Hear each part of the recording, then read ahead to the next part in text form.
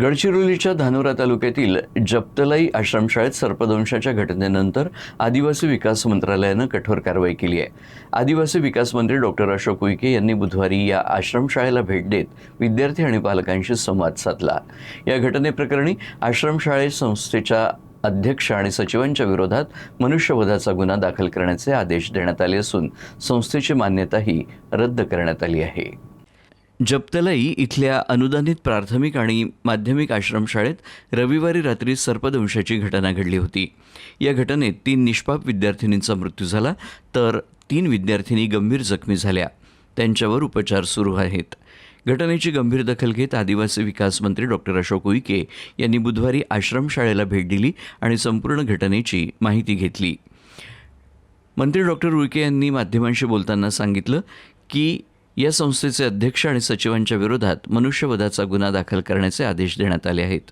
तसंच घटनेच्या रात्री आश्रमशाळेत गैरहजर असलेल्या मुख्याध्यापक, वसतिगृह अधीक्षक आणि अधीक्षिका यांच्याही विरोधात धानोरा पोलीस ठाण्यात गुन्हा दाखल करण्यात आला आहे. आश्रमशाळेतील विद्यार्थ्यांच्या सुरक्षेबाबत संस्थेकडून गंभीर हलगर्जीपणा झाल्याचं सांगत संस्थेची मान्यता देखील रद्द करण्याची घोषणा करण्यात आली आहे. आश्रमशाळेतील 233 विद्यार्थी आणि इतर शिक्षकांचं इतर चांगल्या आश्रमशाळांमध्ये समायोजन करण्यात येणार आहे. आश्रमशाळेच्या भेटीनंतर डॉक्टर अशोक उईके यांनी धानोरा येथील शासकीय विश्रामगृहात विद्यार्थ्यांच्या पालकांची देखील भेट घेतली. त्यानंतर गडचिरोली जिल्हा रुग्णालयात उपचार घेत असलेल्या 2 विद्यार्थिनींची भेट घेऊन त्यांच्या प्रकृतीची विचारपूस केली. दरम्यान विद्यार्थ्यांच्या सुरक्षेत हलगर्जीपणा झाल्याच्या आरोपांमुळे एकात्मिक आदिवासी विकास प्रकल्पातील अधिकाऱ्यांवरही कारवाई होण्याची शक्यता व्यक्त केली जाते आहे.